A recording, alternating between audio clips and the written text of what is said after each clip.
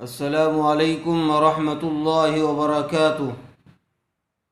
Seventh class میرے عزیز طلبہ، اس سے پہلی ویڈیو میں اسلامیات میں سے مسجد کے آداب آپ کے سامنے بیان کیے تھے۔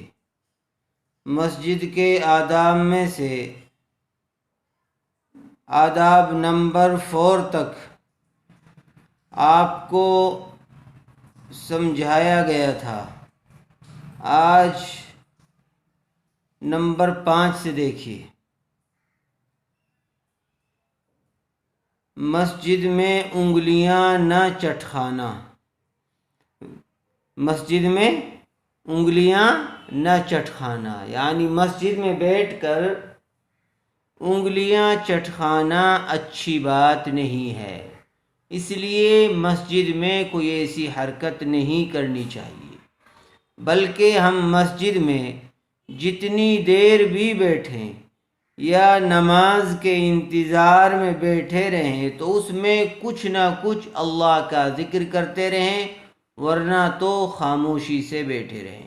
کسی کے ساتھ باتیں کرنا یا انگلیاں چٹکانا اچھی بات نہیں ہے۔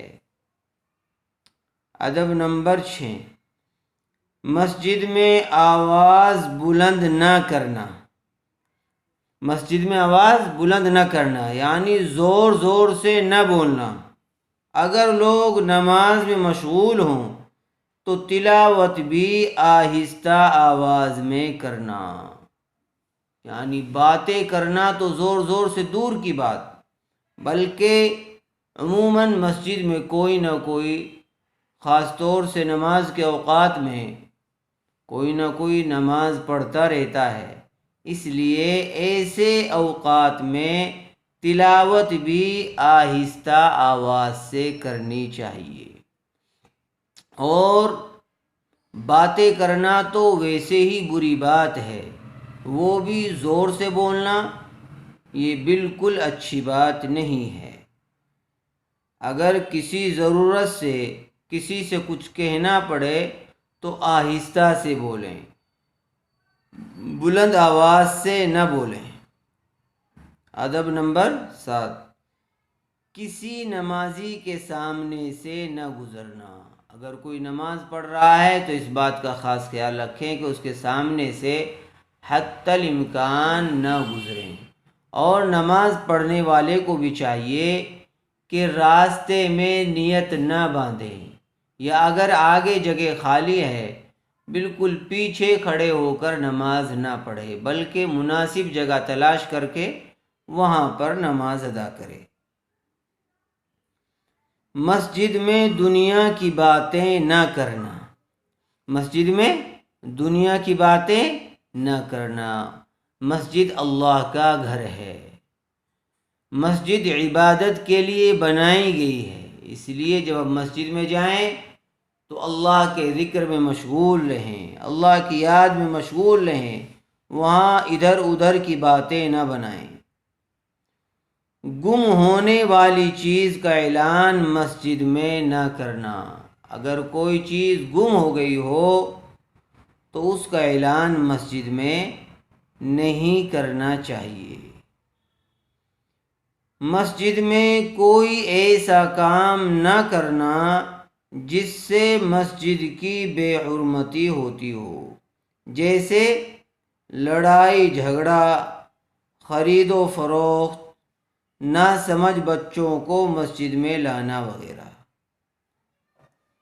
مسجد میں کوئی ایسا کام نہ کرنا جس سے مسجد کی بے حرمتی ہوتی ہو، جیسے لڑائی جھگڑا، خرید و فروخت۔ مسجد میں کسی طرح کا کوئی لڑائی جھگڑا نہیں کرنا چاہیے، اور اگر کوئی کرنے لگے تو اس کو اچھے طریقے سے، خاموشی سے، اچھے انداز میں سمجھا دینا چاہیے۔ بہت بری بات ہے مسجد میں لڑنا جھگڑنا، اسی طرح خرید و فروخت کرنا، اور اسی طرح ناسمجھ بچوں کا مسجد میں لانا۔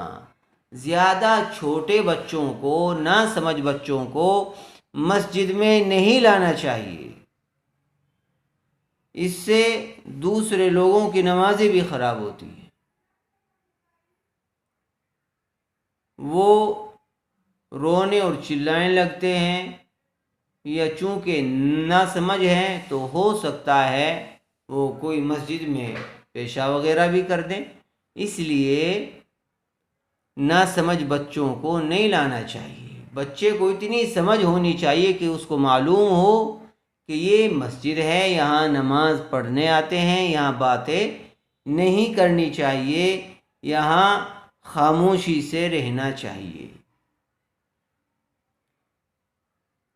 مسجد کی صفائی کا خیال رکھنا، اس کی بہت فضیلت بھی ہے. مسجد کی صفائی پر اللہ کے نبی نے بڑی بشارتیں سنائی ہیں جنت کی.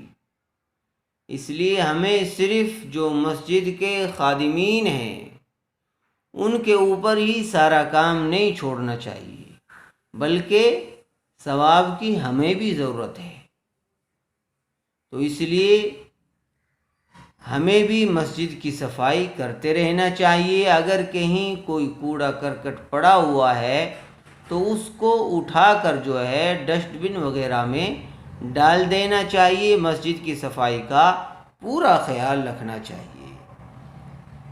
اور مسجد سے باہر نکلتے وقت دعا پڑھنی چاہیے. جس طریقے سے مسجد میں داخل ہوتے وقت دعا پڑھیں، بسم اللہ والصلاة والسلام علی رسول اللہ اللہم افتح لی ابواب رحمتک، اسی طرح سے مسجد سے نکلتے ہوئے بسم اللہ والصلاة والسلام علی رسول اللہ اللہم انی اسألک من فضلک، ان باتوں کا جو آداب ہمیں بتائے گئے ہیں ان کا خاص خیال رکھنا ہے. اللہ تعالی ہم سب کو عمل کی توفیق عطا فرمائے.